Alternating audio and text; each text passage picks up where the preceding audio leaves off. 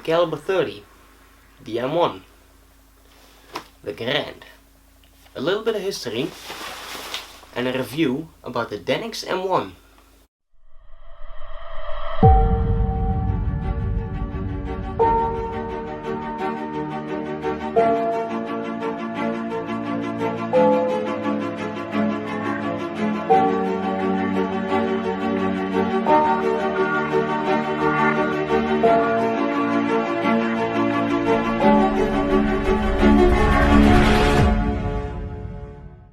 The M1 Garand was designed in 1924 by John C. Garand to fit the needs of the ever-modernizing US military.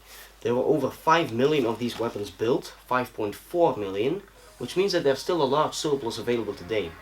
They won't cost you $10,000 or something, but they're not cheap. And for the cheapskate or the person that can't buy authentic firearms or even deactivated ones like everybody in Belgium, there's the alternative, and that's the Denix M1 Garand. Now, the original Garands were put into service before World War II in 1936, and they saw combat in almost every front, from the Western Front, Normandy, Holland, Belgium, Germany, even all the way to the Pacific with the US Marine Corps. It served on into the Korean War and was finally replaced in 1957. Yeah. Now, exterior-wise on the replica Garand, I think that they did a pretty good job. The only thing, well, two things that I want to point out is that you can kind of notice that this isn't fairly straight. You might see it on the camera, but you can clearly see it in person, on my one at least. It's almost like it is pointed downwards for some reason at the front. It will take a bayonet. This is an original M1 Garand bayonet, but you need to file down the tip here, and even then it sticks, but it won't hold. So if you wish to bayonet something or bayonet charge something for obvious reasons, then you need to watch out, because the bayonet can come off fairly easily.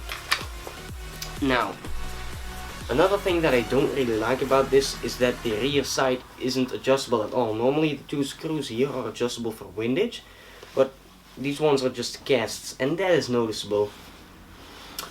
As some of you might know, the Garand works with a rotating bolt with a gas operated system. The bolt doesn't rotate on this one, which is kind of a shame.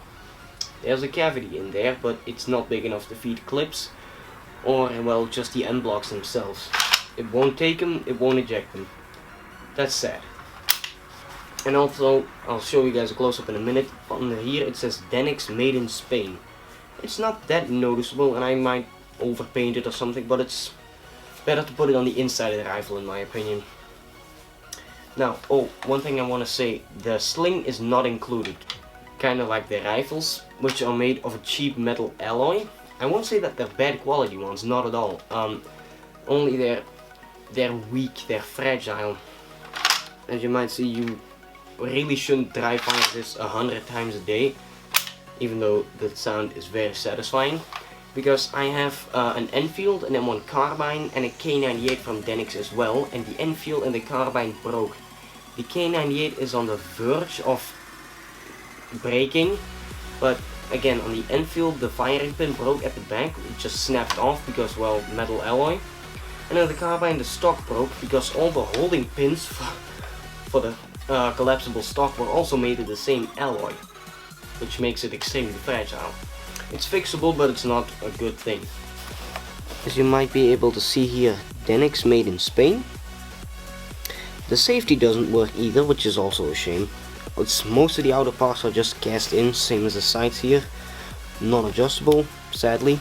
No markings on the back plate here. The wood finish is nice though, I like the finish here. This is a Miltech sling, by the way, not a Denix one. Absolutely, positively do not buy Denix slings, they are crap. I do need to age it though, but that's for the future after this review. The butt plate is non-hingeable. Yeah, the focus won't work probably, but the butt plate, normally there's a little compartment at the back here, but it's not with the Denix one. The screws that hold the sling mounts here are made of another metal, and that's positive because now they won't break off as easily as with the carbine and the Enfield. Bayonet lug. One thing that I also do like is that it has a fairly deep barrel length all the way from here to here, which is approximately 15 to 20 centimeters. As I said, a bayonet will fit, but you need to file the tip down here a bit. And also this little part up front makes it impossible for a bayonet to lock in place. It's impossible to get this out without ruining the front tip, which is traitorous. Now for the action itself, it's pretty solid except for this little lever here. This has to be the most fragile part of the rifle because it slams back every time you want to cock it. And inside here you can kind of see the mechanism on how this works. This is a spring attached to the bolt. The spring pulls it forward. The original Garands have a rotating bolt, which this one has not. It has almost a jumping bolt. If you know see what I mean, it's fairly loose in there. And another thing I don't really like is that it doesn't lock back all the way. If you're lucky it sticks, but it sticks halfway in the middle here for some reason. Interior wise, it's very bad. It will not take clips. This is an original clip, by the way. It won't take clips.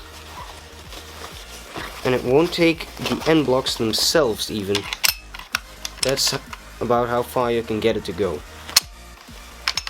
It's impossible to make it ping out of there, which it really should, because that would be amazing. Because of these two little levers in here, I've tried to saw them out, but it's very difficult to do. And I just left it like this instead of ruining the entire gun. As I said, the safety doesn't work. Here you can kind of see what makes that amazing clicking sound though. If you notice, and if my camera will focus hopefully, I believe that this is a replica of the firing pin slamming into the bolt. The sides.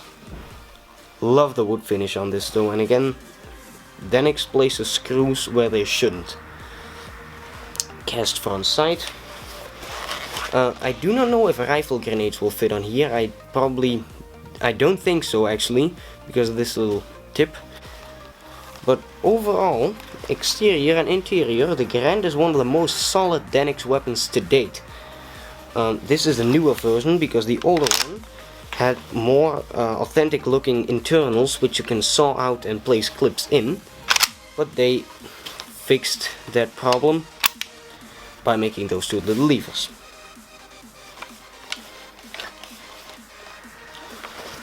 That was my review about the Denix M1 So that was my review about the Denix M1 Garand. It's not the worst replica out there, but it's also not the best one. No sling included, which isn't bad actually, because you have the freedom of choice there. Non-functioning sight, safety, bayonet doesn't lock, sort of stuff like that. Won't take or eject clips. Very loud cocking and dry firing though. Butt plate doesn't open or lock. The alloyed screws here aren't alloys, they're actual metal, so that's quite nice. Very nice wood finish. That screw on here shouldn't be there though. Other than that, fairly nice gun for the price. I paid 150 euros for this one at the QMI stand on Cine Militaria in October. They sold it to me for that less because, well, it's a fair and people, well, sellers tend to outbid other sellers so that they can sell more stuff than the other sellers, if you know what I mean. And also it was late in the afternoon, I'm an annoying little piece of shit, and you can, well, bid on these, which is quite nice. It's April, why am I disclaiming October? Oh yeah, because Cine is tomorrow.